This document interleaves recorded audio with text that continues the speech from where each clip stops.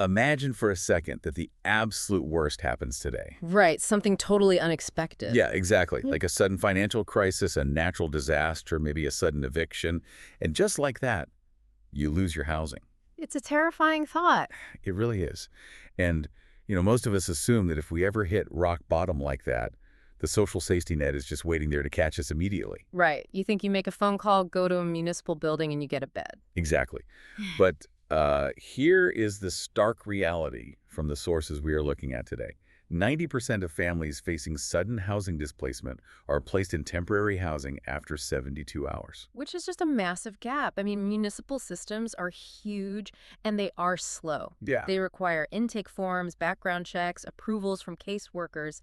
And, those workers usually only work Monday through Friday, 9 to 5. Right. So if it happens on a weekend, you're out of luck. Exactly. If you lose your home on a Friday evening, you are essentially in free fall for 3 full days and nights before the system even registers that you exist. And that terrifying window of time brings us to the mission of today's deep dive.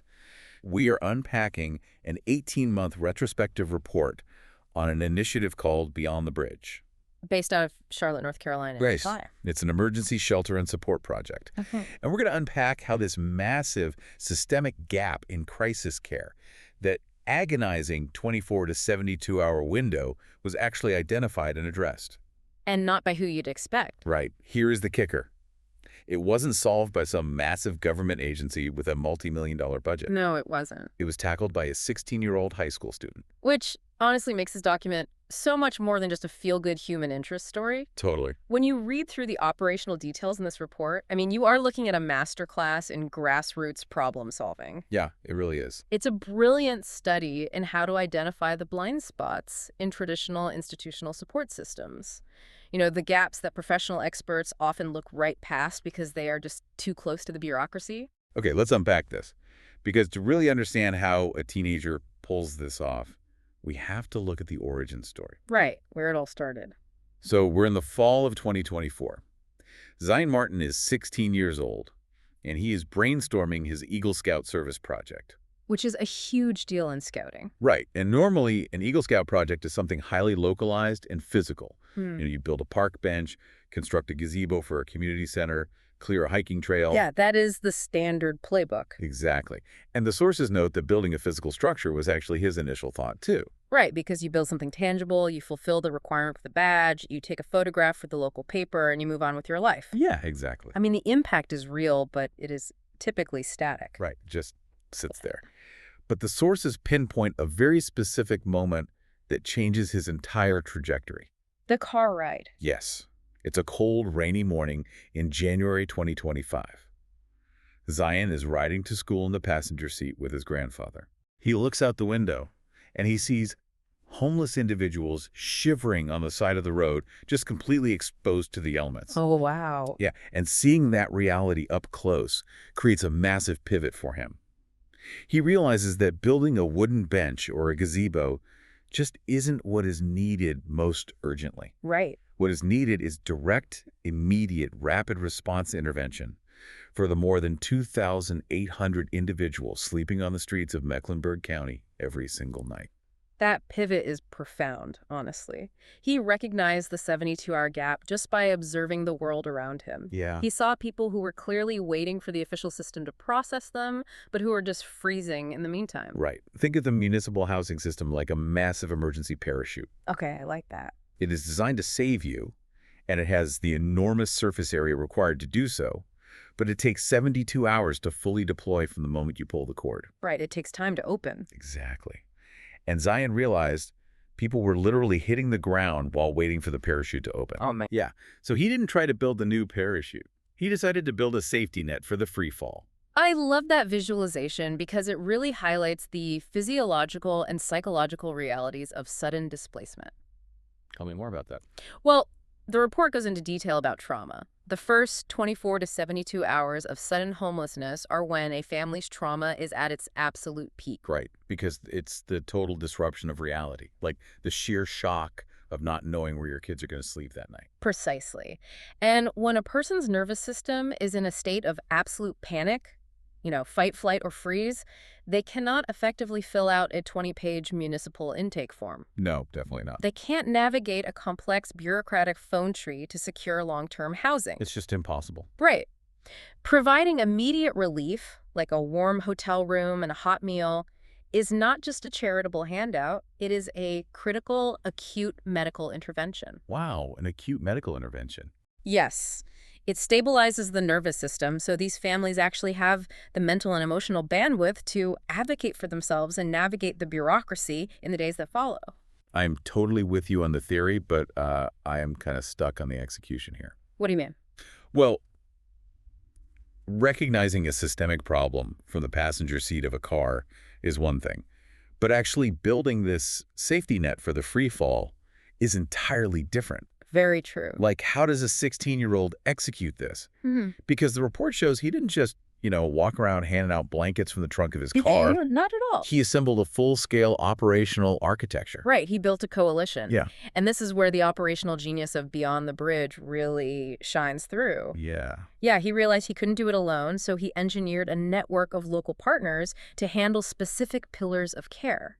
So if I'm reading the timeline right, he approaches a group called Groundwater Solutions to provide actual mental and behavioral health assessments. And then he approaches the Charlotte Garden Inn and Suites to secure the physical hotel accommodations. Right, the actual beds. And he even brings in Martin Sloan International, which is a local consulting firm, to assist with the strategy and the collaboration between all these partners. Yeah. Together, they build a model of dignity-centered care. Exactly.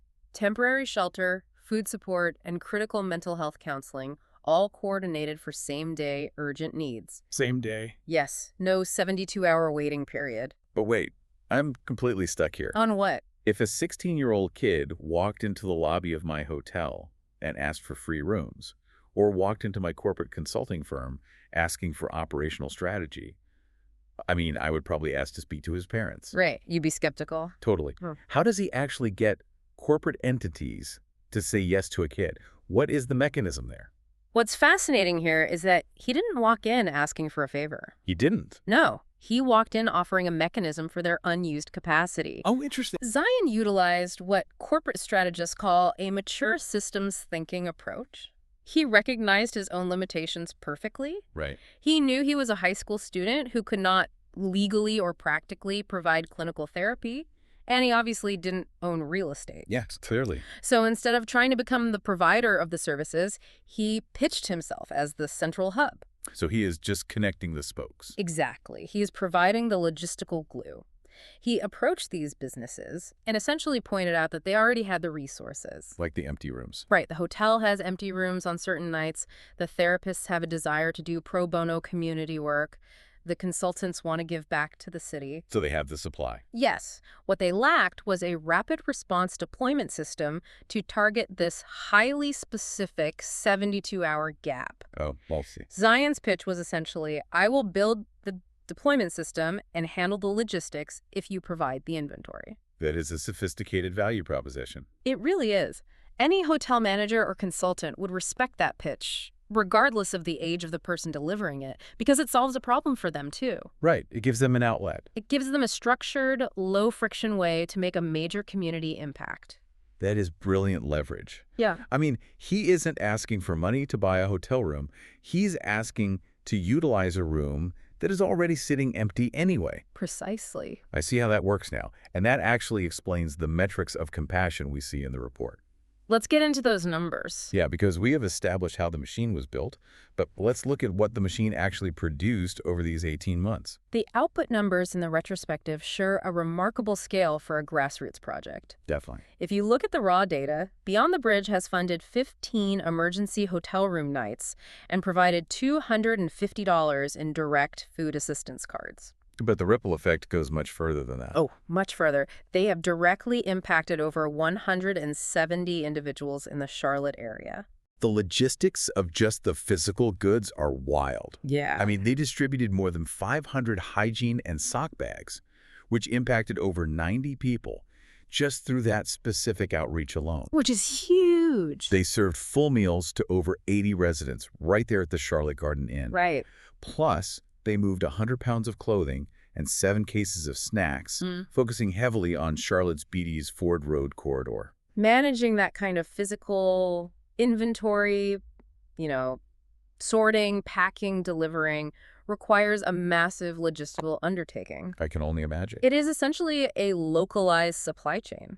Well, here's where it gets really interesting. Okay. Look at the financial breakdown behind all of this output. Yeah. Zyan raised approximately $2,840 in cash. Yeah, not a huge amount. No, not at all. And out of that small amount, about $1,500 was specifically designated for the legal fees to file the official 501c3 nonprofit paperwork. Oh, wow. So the actual cash used for operations was incredibly small. Right. But because of how he engineered the coalition, he facilitated over $2,000 in donated goods. And he mobilized 43 volunteers who contributed over 400 volunteer hours. This is the ultimate case study in the power of sweat equity and community buy-in. It really is. When you look at the return on investment, it is staggering. Less than $3,000 in cash, but the output is exponentially higher. If you are listening to this and trying to launch a project at your own job or in your own community, this is the exact blueprint for stretching a highly modest budget to create a disproportionately massive footprint. Absolutely. Zyan gave people a clear, actionable way to help. By asking a hotel to donate a room, or asking a classmate to volunteer a few hours to pack hygiene kits, he unlocked resources that a $3,000 cash budget could never buy on the open market. Right. He used social capital to subsidize financial capital. But, building a multi-agency corporate coalition, managing supply chains, and leveraging social capital that isn't normal teenage behavior. No, it is not. I'm trying to figure out where a high schooler even learns to operate like a management consultant. It's a great question. To understand that, we really have to look closely at the builder.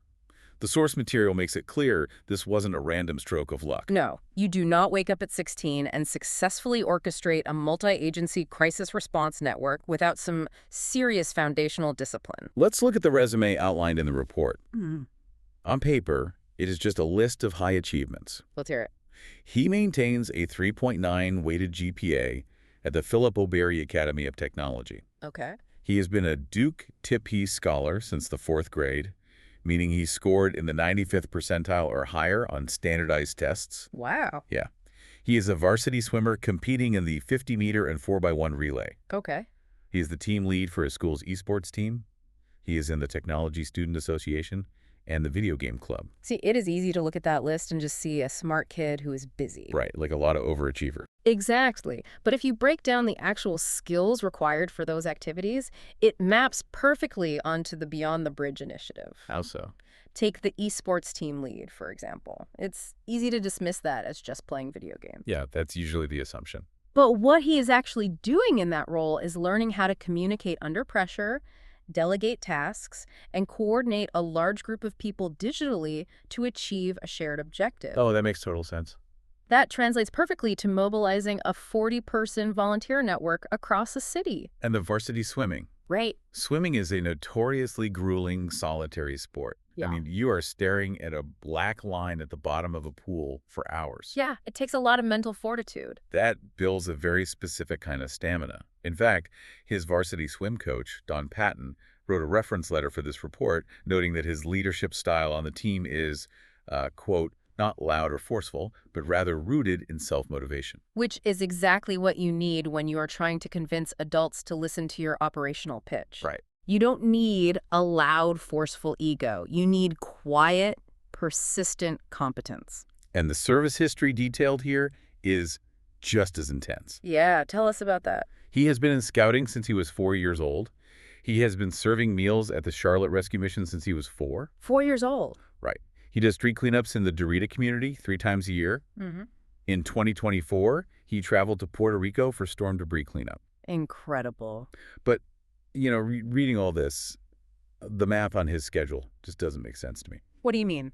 How does someone doing esports, varsity swimming, keeping a 3.9 GPA, and doing constant community service have the actual hours in the day to run a housing crisis initiative? It feels mathematically impossible if you view time as something you find. Right. We all say, oh, I wish I could find the time to volunteer. Exactly. We all say that. But Zyan's background proves a fundamental rule about high achievers. They do not find time. They allocate it based on their deepest core values. Allocate it, yeah. His schedule is packed. but it is packed with activities that align with a very specific, disciplined worldview that was instilled in him from a very young age. And that brings us to the character reference letters, which really pull the curtain back on where that worldview comes from. These are great. Yeah, Kevin M. Butler, who has been a minister for 30 years and has known Zyan his whole life, wrote that Zyan doesn't put on a face for public approval and that he is kind without needing an audience. That is the defining trait of a true servant leader. It isn't about the Instagram photo, it's about the work. Exactly. But the lever from his scout leader, Thomas Carter, might be the most revealing piece of the entire report. Yes. Carter recalls a memory of Zyan at just 3 years old, standing at a construction site with his grandfather, holding a small hammer, absolutely determined to help. A 3-year-old with a hammer. Yeah. Carter also mentions that Zyan was part of this unofficial Cobra's Den they had to create specifically for the younger siblings who desperately wanted to participate in the service projects with the older kids. That image of the 3-year-old with the hammer is the absolute through line of this entire narrative. It really is. Connect that to the 16-year-old sitting in the passenger seat of his grandfather's car on that cold, rainy morning when the idea for Beyond the Bridge was born. Full circle. Yeah, it shows the irreplaceable value of intergenerational mentorship. Zyan didn't learn community leadership by reading a textbook about nonprofits. Oh. It was modeled for him day in and day out by his grandfather and his family. He was exposed to the mechanics of helping others before he even knew how to spell the word volunteer. Right. That constant exposure normalizes service. It makes solving community problems your baseline reality. And that baseline is pushing this initiative into some incredible territory. Let's talk about where it's going. Let's look at what the report calls beyond the horizon, which is where the momentum of the past 18 months is taking the organization next. Because, initially the goal was simply to complete the Eagle Scout project requirement. Which he successfully did. Right. He earned his Eagle Scout rank in October 2025. Nice. But then the recognition started rolling in at a massive scale. He won the 2026 Eagle Scout Service Project of the Year for Mecklenburg County. Huge honor. And as of the writing of this report, he is a finalist for the national award, with the winner being announced in June 2026. Earning those accolades is fantastic, but what is truly remarkable is that the awards are not his endgame. Not at all. The ultimate vision is exponentially bigger. We mentioned earlier that he used some of his funds to file for official 501c3 nonprofit status. Right. He plans to run this organization actively all the way through his college years. Okay. And his long-term goal. He wants to physically own and operate a dedicated facility for temporary housing. Wow. And he doesn't just want a building full of cots, He envisions a facility that includes wraparound services like workforce training, ongoing mentorship, and job placement assistance. If we connect this to the bigger picture, what we are witnessing is the evolution of a project into an institution. Break that down for me. Well, a project is temporary. It has a start date, an end date, and it provides immediate, localized relief. Okay. An institution is structural. It is built to endure past the founder's immediate involvement, and it provides systemic change. Oh, I see. Zyan is crossing that chasm. He is taking the temporary, patched-together relief mechanism he built for the 72-hour gap, and he is trying to hardwire it into the permanent infrastructure of the Charlotte community. That's amazing. It comes full circle, really. He started by realizing he couldn't just build a physical structure without an operational network. Right. Now that he has perfected the operational network, he is ready to build the physical structure to house it. So what does this all mean? To me, it highlights an incredibly rare level of maturity. Absolutely. I mean, most adults, frankly, would take their Eagle Scout badge, happily accept the county award, put it on their college application, and completely move on to the next phase of their life. Yeah, you wouldn't blame them either. No, not at all. Yeah. But Zyan is taking a high school graduation requirement and turning it into a lifelong corporate and humanitarian mission. It's incredible. To quickly recap the journey we've been on today, we started with a teenager who looked out a car window and noticed a massive 72-hour blind spot in the societal safety net. Yep. He used a cold, rainy morning as a catalyst, and instead of just feeling bad or handing out spare change, he utilized systems thinking to build an operational coalition. He really did. He brought together hotels with empty rooms, consultants with strategic know-how, and therapists with big hearts to literally catch families who were in free fall. Yeah. He leveraged a few $1,000s into massive community impact through sweat equity, and now He is turning a high school project into a permanent community institution. It completely challenges our assumptions about who is capable of driving systemic change and what resources are actually required to do it. It really does. Which raises an important question for you listening to this right now. We've just spent time exploring a critical 72-hour gap in the emergency housing system. Yeah. But think about your own industry. Think about your own local community, your kid's school, or even your own workplace. Okay. What are the 72-hour gaps hiding in plain sight right around you? Where are the places where the official system is just too slow, too bureaucratic, too blind to react to a real problem? Mm. And more importantly, if a 16-year-old can use empty hotel rooms and a spreadsheet to build a bridge across his community's gap, what is stopping you from building yours? That is the perfect thought to leave on. Thank you so much for joining us on this deep dive into the source material today. It is a powerful reminder that the most profound systemic solutions often start with one simple act. Right. Just refusing to look away from a rainy street corner. Until next time, keep diving deep.